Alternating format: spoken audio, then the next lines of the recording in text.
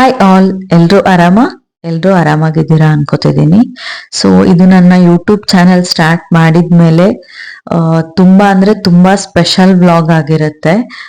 ನಮ್ಮ ಮನೆಯವರು ಮಹಾಕುಂಭ ಮೇಳಕ್ಕೆ ಹೋಗಿದ್ರು ಅವ್ರ ಫ್ರೆಂಡ್ಸ್ ಜೊತೆ.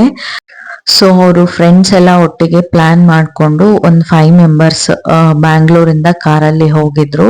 ಸೊ ಅಲ್ಲಿ ಅವರು ಯಾವ ತರ ಕುಂಭಮೇಳದಲ್ಲಿ ಸ್ನಾನ ಮಾಡಿದ್ರು, ಅಲ್ಲೆಲ್ಲ ಯಾವ್ಯಾವ ಪ್ಲೇಸಸ್ ವಿಸಿಟ್ ಮಾಡಿದ್ರು, ಯಾವ ತರ ಅಲ್ಲಿ ಟೈಮ್ ಸ್ಪೆಂಡ್ ಮಾಡಿದ್ರು ಅಂತ ವ್ಲಾಗ್ ಮಾಡ್ಕೊಂಡ್ ಬನ್ನಿ ಅಂತ ಹೇಳಿದ್ದೆ. ನಿಮಗೆ ಗೊತ್ತಲ್ಲ ನನ್ನ ಹಸ್ಬೆಂಡ್ ಫುಲ್ ಸಪೋರ್ಟಿವ್ ಅಂತ. ನಾವು ಅಲ್ಲಿ ಹೋಗಿ ಕುಂಭಮೇಳ ನೋಡೋದಿಕ್ ಆಗಿಲ್ಲ ಅಂದ್ರೂ ಇಲ್ಲೇ ಕುತ್ಕೊಂಡು ನೋಡೋ ತರ ವ್ಲಾಗ್ ನ ಮಾಡ್ಕೊಂಡ್ ಬಂದಿದ್ದಾರೆ. ಸೊ ಅದನ್ನ ನಿಮ್ಗೂ ತೋರ್ಸೋಣ ಅಂತ ಈ ವ್ಲಾಗು. ಜೈ ಶ್ರೀರಾಮ್. ಇದು ಕುಂಭಮೇಳ ಪ್ಲಾನ್ ಬಂದ್ಬಿಟ್ಟು ಸಡನ್ ಪ್ಲಾನ್ ಆಗಿದ್ದು. ನಾನು ಮತ್ತೆ ನನ್ನ 4 ಜನ ಫ್ರೆಂಡ್ಸು ಥರ್ಸ್ಡೇ ಪ್ಲಾನ್ ಮಾಡಿದ್ದು, ಫ್ರೈಡೇ ಹೊರಟಿದ್ದು. ಫ್ರೈಡೇ 4 ಗಂಟೆ ಆಗಿತ್ತು ನಾವು ಹೆಬ್ಬಾಳ್ ಬಿಟ್ಟಾಗ. ನನ್ನ ಫ್ರೆಂಡ್ಸ್ ಎಲ್ಲ ಮಿಕ್ತವ್ರೆಲ್ಲ ಎಲೆಕ್ಟ್ರಾನಿಕ್ ಸಿಟಿಯಿಂದ ಬಂದಿದ್ದು. ಸೊ ಅವರು 2 ಗಂಟೆಗೆ ಬಿಟ್ಟಿದ್ರು. ಅದಾದ್ಮೇಲೆ ನಾವು ಬೆಂಗಳೂರು ಬಿಟ್ಟು ಒಂದು ಹಾಫ್ ಅನ್ ಅವರ್ ಆಗಿತ್ತು. ಮುಂದೆ ನಮ್ಗೆ ಏರ್ ಶೋ ನಡೀತಿತ್ತು ಯಲಹಂಕದಲ್ಲಿ. ಸೊ ಯಲಹಂಕ ಏರ್ ಶೋಗೋಸ್ಕರ ನಮ್ಗೆ ಅಲ್ಲೇ 3 ಅವರ್ಸ್ ಟೈಮ್ ವೇಸ್ಟ್ ಆಗ್ಬಿಡ್ತು. Full traffic jam airport road ಎಲ್ಲ. ಸೊ ಅಲ್ಲೇನೆ ನಮ್ಗೆ ಒಂದು 3 ಅವರ್ಸ್ ವೇಸ್ಟ್ ಆಗಿದ್ದಕ್ಕೆ ಜರ್ನಿ ಇನ್ನೂ ಲ್ಯಾಗ್ ಆಯ್ತು ನಮ್ಗೆ. ಸೊ ಬನ್ನಿ ನೋಡೋಣ ಯಾವ್ಯಾವ ತರ ನಾವೆಲ್ಲ ಎಕ್ಸ್ಪ್ಲೋರ್ ಮಾಡಿದ್ವಿ, ಎಲ್ಲೆಲ್ಲಿ ಹೋದ್ವಿ, ಯಾವ ತರ ರೋಡ್ ಜರ್ನಿ ಮಾಡಿದ್ವಿ, ಯಾರೆಲ್ಲ ಡ್ರೈವ್ ಮಾಡಿದ್ವಿ, ಮುಂದೆ ತೋರಿಸ್ತೀನಿ ನಿಮ್ಗೆ. Stay tuned.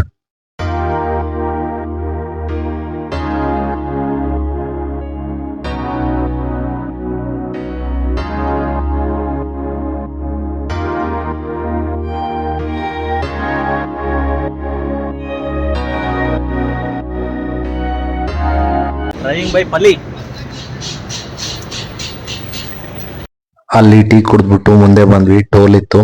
ಟೋಲ್ ಅಲ್ಲಿ ಫುಲ್ ಟ್ರಾಫಿಕ್ ಜಾಮ್ ಆಗೋಗ್ಬಿಟ್ಟಿತ್ತು. ಎಲ್ಲರೂ ಪ್ರಯಾಗ್ರಾಜ್, ವಾರಣಾಸಿ, ಅಯೋಧ್ಯಕ್ಕೆ ಹೊರಡ್ತಾ ಇದ್ರು. ಸೊ ಹಾಗಾಗಿ ಇಲ್ಲಿ ನೋಡಿದ್ರು ಟ್ರಾಫಿಕ್ ಜಾಮು. ಸೊ ಹಂಗೆ ಮುಂದೆ ಬಂದ್ಬಿಟ್ಟು ನಾವು ನೈಟ್ ಆಗಿತ್ತು. ಸೊ ಮುಂದೆ ಬಂದ್ಬಿಟ್ಟು ಒಳ್ಳೆ ರಾಜಸ್ಥಾನ್ ಡಾಬಾ ನೋಡ್ಕೊಂಡು ಗಾಡಿ ಸೈಡ್ಗೆ ಹಾಕಿ ಊಟಕ್ಕೆ ಬಂದ್ವಿ ಎಲ್ರು.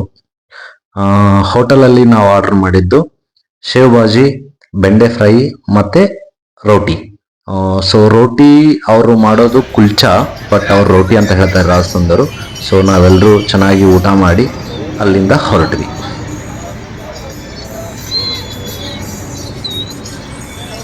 ಇಷ್ಟು ಈ ಕಡೆ ಮಾಡ್ತಾ ಇದ್ದೇನೆ ಅನ್ಕೊಂಡ್ವಿ ನಾವು. ಟೈಮ್ ಎಷ್ಟಾಗಿದೆ ಮಚ್ಚ? 5:30ನಾ? ಸೊ ನಾಗ್ಪುರ್ ಇನ್ನೊಂದು 280 ಕಿಲೋಮೀಟರ್. ನಾಗ್ಪುರ್ ಇನ್ನೊಂದು 280 ಕಿಲೋಮೀಟರ್ಸಾ? 545 280 ಕಿಲೋಮೀಟರ್ಸ್ ನಾಗ್ಪುರ್. ಯಾರಾದರೂ ಪ್ರಯಾಗ್ರಾಜ್ಗೆ ಹೋಗ್ತಿದ್ರೆ ತೆಲಂಗಾಣದಲ್ಲಿ ಪೆಟ್ರೋಲ್ನ ಅವಾಯ್ಡ್ ಮಾಡಿ. ಎಲ್ಲೂ ಪೆಟ್ರೋಲ್ ಬಂಕ್ ಸಿಗಲ್ಲ ನೈಟ್ ಟೈಮಲ್ಲಿ, ಸಿಕ್ಕಾಪಟ್ಟೆ ಕಷ್ಟ. ಪೆಟ್ರೋಲ್ ಬಂಕ್ ಸಿಗುತ್ತೆ, ಫ್ಯೂಯಲ್ ಇರಲ್ಲ. ಫ್ಯೂಯಲ್ ಇದ್ರೆ ಅವ್ರು ಓಪನ್ ಮಾಡಲ್ಲ. ಸೊ ಹಾಗಾಗಿ ಮುಂಚೆನೆ ಅವಾಯ್ಡ್ ಮಾಡಿ, ಇಲ್ಲ ಬೆಳಗ್ಗೆವರೆಗೂ ಕಾಯಬೇಕು. ಮುಂಚೆನೆ ಹಾಕ್ಸ್ಕೊಂಡ್ ಬಂದ್ಬಿಡಿ ಒಂದು 2-3 ಪಾಯಿಂಟ್ ಇದ್ದಾಗ. ನೋಡಿ ನಮ್ಮ ಅಣ್ಣ ಪಾಯಿಂಟ್ ಬರ್ತಾ ಇದ್ದಾನೆ. ತೆಲಂಗಾಣದಲ್ಲಿ ಅವಾಯ್ಡ್ ಮಾಡಕ್ ಹೇಳಿ 108 ರೂಪಾಯಿ ಪೆಟ್ರೋಲ್ ಇದೆ. ತೆಲಂಗಾಣದಲ್ಲಿ ಅವಾಯ್ಡ್ ಮಾಡಿ. ಪ್ರಹ್ಲಾದ್ ಅಂತ ಇವನೇ ನಮ್ಗೆ ಈಗ ಗನಂದಾರಿ ಕೆಲಸ ಮಾಡಿದವರು, ಸಾರಥಿ. ಅಲ್ಲೇ ಹೇಳಿದ್ವಿ, ಕೇಳಿಲ್ಲ. ಅರ್ಧ ಗಂಟೆಯಿಂದ ವೇಟ್ ಮಾಡ್ತಾ ಇದ್ದೀವಿ. ಊಟ ಇಲ್ಲ, ಏನು ಇಲ್ಲ. ಆರ್ಡರ್ ತಗೊಳ್ರು ಆರ್ಡರ್ ತಗೊಳ್ಳೋ ಅಂತ ಇವನಿಗೆ ಹೇಳಿದ್ರೆ ಇವನು 5 ನಿಮಿಷ ಮಾಡ್ತೀನಿ, 10 ನಿಮಿಷ ಬರ್ತೀನಿ ಅಂತ ಹೇಳ್ತಾನೆ. ನೋಡಿಲ್ಲಿ ಅವ್ನು ಬಿಲ್ ಹಾಕ್ಸೋಕ್ಕೆ 1 ಅವರ್ ಮಾಡ್ತಾ ಇದ್ದಾನೆ. ಇನ್ನು ಆರ್ಡ್ರ್ ಯಾವಾಗ ಹೋಗ್ತಾನೆ ಕೇಳಿದ್ರೆ ವೇಟ್ ಮಾಡಿ, ಇಲ್ಲಾಂದ್ರೆ ಹೋಗಿ ಅಂತಿದ್ದಾನೆ. ಅಲ್ಲಿ ಮಧ್ಯಾಹ್ನ ಲಂಚ್ ಮಾಡ್ಕೊಂಡು ಮತ್ತೆ ಜರ್ನಿ ಕಂಟಿನ್ಯೂ ಮಾಡಿದ್ವಿ. ನೈಟ್ ಟೈಮಲ್ಲಿ ನಾವು ಬರ್ಬೇಕಾದ್ರೆ ಒಂದು ಟೋಲ್ ಅಲ್ಲಿ ಹೆವಿ ಟ್ರಾಫಿಕ್ ಜಾಮ್ ಆಗಿತ್ತು. 5 ಕಿಲೋಮೀಟರ್ ಫುಲ್ ಟ್ರಾಫಿಕ್ ಜಾಮು. ನಿಮಗೆ ಗೊತ್ತಲ್ಲ, ಗೂಗಲ್ ತಾಯಿ ಎಲ್ಲಿ ವೆಹಿಕಲ್ ತೋರಿಸ್ತಾಳೆ. ಗೂಗಲ್ ತಾಯಿ ನಂಬ್ಕೊಂಡು ನಮ್ಮ ಹೆವಿ ಡ್ರೈವರ್ ಪ್ರಹ್ಲಾದ್ ಅವರು ಯಾವ್ದೋ ಒಂದು ಕಾಡಲ್ಲಿರೋ ರೂಟಿಗೆ ಕರ್ಕೊಂಡು ಹೋದ್ರು. ನೋಡಿ, ನಾವು ಪ್ರಯಾಗ್ರಾಜ್ಗೆ ಹೋದಂಗಿದೆನಾ, ಯಾವ್ದೋ ನಮ್ಮೂರ್ ಗಂಗಾಳಿಗೆ ಹೋದಂಗಿದೆ ರೂಟ್ ಇದು. ನಮ್ಮೂರಿಂದ ಒಳಗಡೆ ಹೋಗ್ತೀವಲ್ಲ, ಆ ತರ ಇದೆ ಇದು. ಈ ತರ ನೋಡಿದ್ರೆ ಯಾರಾದ್ರೂ ನಾವು ಪ್ರಯಾಗ್ರಾಜ್ಗೆ ಹೋಗಿದ್ವೋ, ಇಲ್ಲಾಂದ್ರೆ ಯಾವ್ದಾದ್ರು ಕಾಡಿಗೆ ಹೋಗಿದೀವೋ ಅನ್ಕೋಬೇಕು. ಬಟ್ ಏನೇ ಆಗ್ಲಿ ಅವ್ನ್ ಮುಟ್ಸಿದ ನಮ್ಮನ್ನ. ಇಲ್ಲ ಅಂದ್ರೆ ಅಲ್ಲಿ ನಿಂತಿದ್ರೆ ನಾವೇನಾದ್ರೂ ಆ ಟ್ರಾಫಿಕ್ ಜಾಮ್ ಅಲ್ಲಿ ನಿಂತಿದ್ರೆ 6 ಅವರ್ಸ್ ಆದ್ರೂ ನಾವು ಹೊರಗಡೆ ಬರ್ತಿದ್ದಿಲ್ಲ. ಒಳಗಡೆ ಎಲ್ಲೆಲ್ಲೋ ಕರ್ಕೊಂಡೋಗಿ ಮೇನ್ ರೋಡಿಗೆ ಬಂದು ಮತ್ತೆ ನಾವು ಮೇನ್ ರೋಡ್ನ ಕನೆಕ್ಟ್ ಆಗಿ ಮತ್ತೆ ಹೈವೇ ಆಗ್ತಿದ್ವಿ. ಸೊ ನಮ್ದು ಫಸ್ಟ್ ಡೆಸ್ಟಿನೇಷನ್ ಬಂದ್ಬಿಟ್ಟು ವಾರಣಾಸಿ ಆಗಿತ್ತು. ಸೊ ನಾವು ಡೈರೆಕ್ಟಾಗಿ ವಾರಣಾಸಿಗೆ ಹೋಗ್ಬಿಟ್ವಿ. ಇದು ನೋಡಿ ವಾರಣಾಸಿ ಬ್ರಿಡ್ಜು ಎಷ್ಟು ಚೆನ್ನಾಗಿ ಕಾಣಿಸ್ತಿದೆ. ಕೆಳಗಡೆ ಇರೋದು ಗಂಗಾ ನದಿ ಬ್ರಿಡ್ಜ್ ಮೇಲೆ ನಾವು ಹೋಗ್ತಾ ಇದ್ದೀವಿ. ಸೊ ಕೆಲವೊಬ್ರು ಹೇಳ್ತಾರೆ ಫಸ್ಟ್ ವಾರಣಾಸಿಗೆ ಹೋಗಿ ಆಮೇಲೆ ಪ್ರಯಾಗ್ರಾಜ್ಗೆ ಹೋಗ್ಬೇಕಂತಂದೇಳಿ. ಸೊ ಹಾಗಾಗಿ ನಾವು ಫಸ್ಟ್ ವಾರಣಾಸಿಗೆ ಹೋಗಿ ಅದಾದ್ಮೇಲೆ ಪ್ರಯಾಗ್ರಾಜ್ಗೆ ಹೋದ್ವಿ. ಬನ್ನಿ ನೋಡೋಣ ವಾರಣಾಸಿ ಹೇಗಿದೆ, ಏನೆಲ್ಲ ಇದೆ ವಾರಣಾಸಿಯಲ್ಲಿ, ಹೇಗೆ ಹೋಗ್ಬೇಕು ಎಲ್ಲ ಹೇಳ್ತೀನಿ ನಿಮಗೆ. ಇದು ವಾರಣಾಸಿದು ಸರ್ಕಲ್ಲು. ನಾವು ಎಂಟ್ರಿ ಆಗಿದ್ದು ವಾರಣಾಸಿ ಸರ್ಕಲ್ ಅಲ್ಲಿ. ಸೊ ಇಲ್ಲೇ ಮುಂದೆ ಪಾರ್ಕ್ ಮಾಡ್ಬಿಟ್ವಿ. ಬಟ್ ನಮ್ಗೆ ಮುಂಚೆ ಕಾರ್ನ ಒಳಗಡೆ ಎಲ್ಲೂ ಬಿಟ್ಟಿದ್ದಿಲ್ಲ ಪೊಲೀಸು. ಹೇಳಿದ್ನಲ್ಲ, ಮತ್ತೆ ಗೂಗಲ್ ತಾಯಿನೇ ನಮ್ಗೆ ಸಪೋರ್ಟ್ ಮಾಡಿ ಒಳಗಡೆ ಎಲ್ಲೋ ಸಂದಿಲ್ಲೇ ಕರ್ಕೊಂಡ್ಬಂದು ಮೇನ್ ಟೆಂಪಲ್ ಹತ್ರ ಬರೋ ಹಾಗೆ ಆಯ್ತು.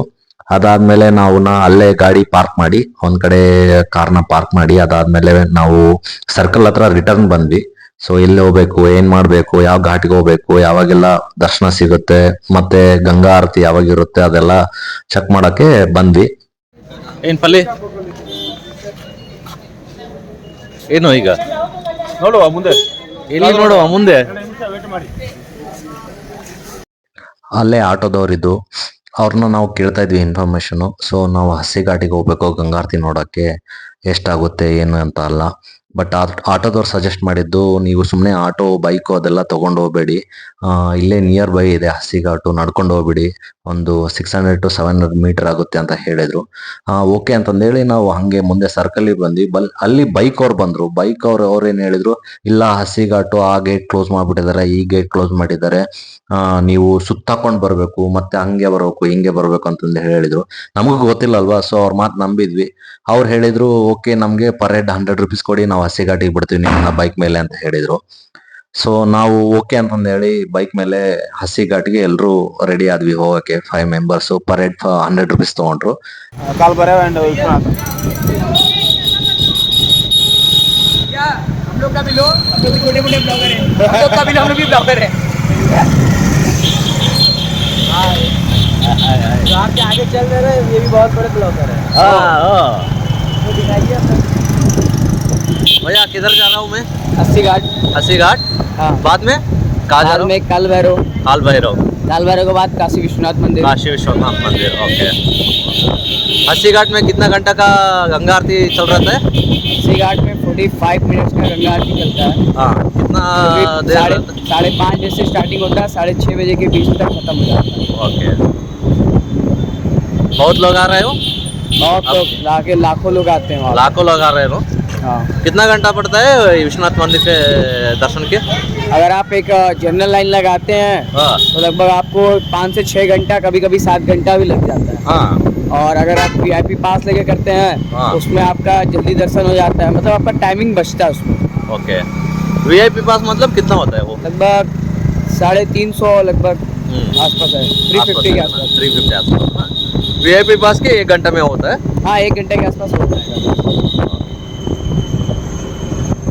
तुम्हारा नाम क्या है भैया? मेरा नाम शेखर है। कोई काशी का आता तो शेखर है, ये बाइक वाला अच्छा वाला है। वो सभी घाट, काल भैरव, काशी विश्वनाथ देख लो तुमको।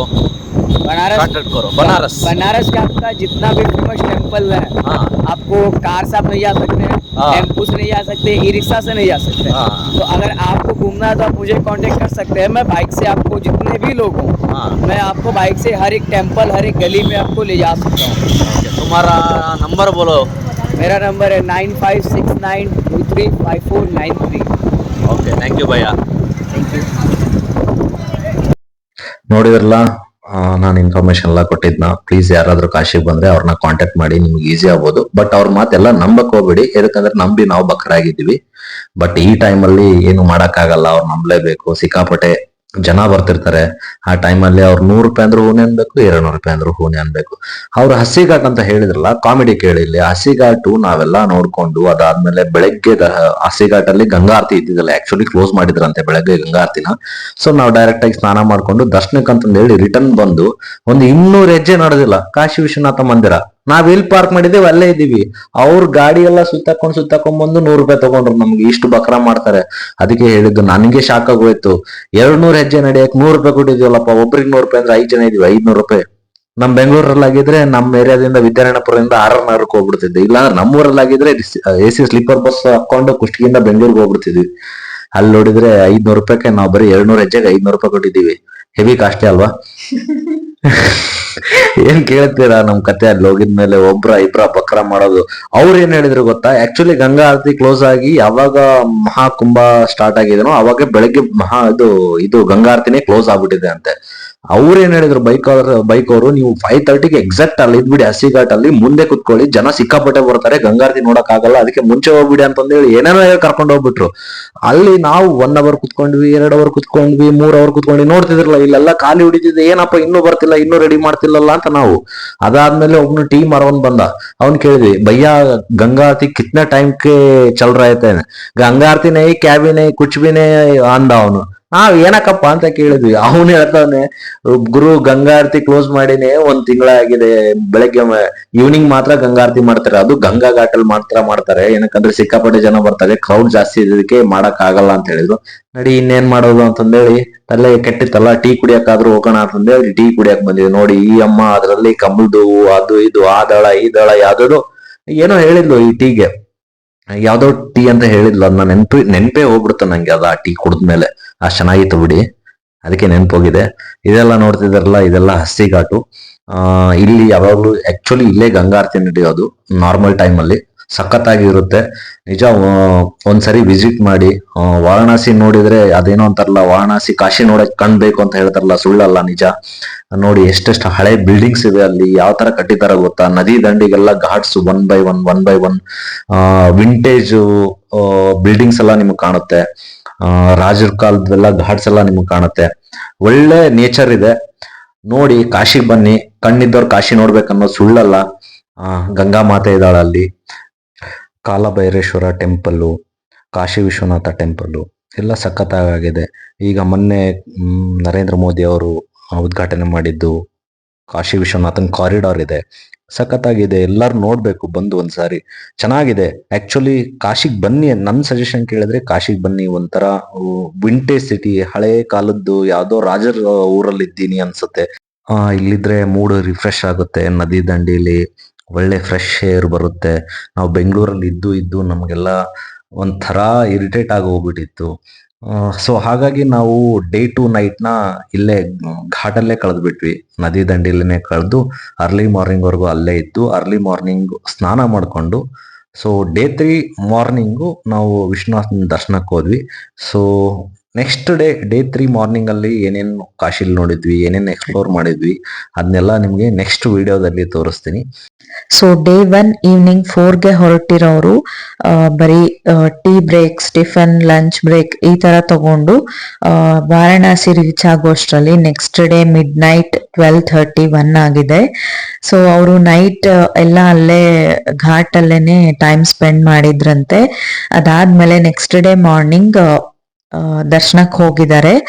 ಸೊ ಡೇ 3 ಕಾಶಿ ವಿಶ್ವನಾಥನ್ ದರ್ಶನ ಮತ್ತೆ ಕಾಶಿಯಲ್ಲಿ ಏನೇನ್ ಎಕ್ಸ್ಪ್ಲೋರ್ ಮಾಡಿದ್ದಾರೆ ಅಂತ ತೋರಿಸ್ತೀನಿ ನೆಕ್ಸ್ಟ್ ವ್ಲಾಗ್ ಅಲ್ಲಿ. ಸೊ ಇನ್ನು ಯಾರೆಲ್ಲ ನನ್ನ ಚಾನೆಲ್ ನ ಸಬ್ಸ್ಕ್ರೈಬ್ ಮಾಡ್ಕೊಳ್ದೆ ನನ್ನ ವಿಡಿಯೋ ನೋಡ್ತಿದ್ದೀರಾ, ಪ್ಲೀಸ್ ಸಬ್ಸ್ಕ್ರೈಬ್ ಮಾಡ್ಕೊಂಡು ನೋಡಿ. Keep supporting me. Wait until next vlog. Thank you.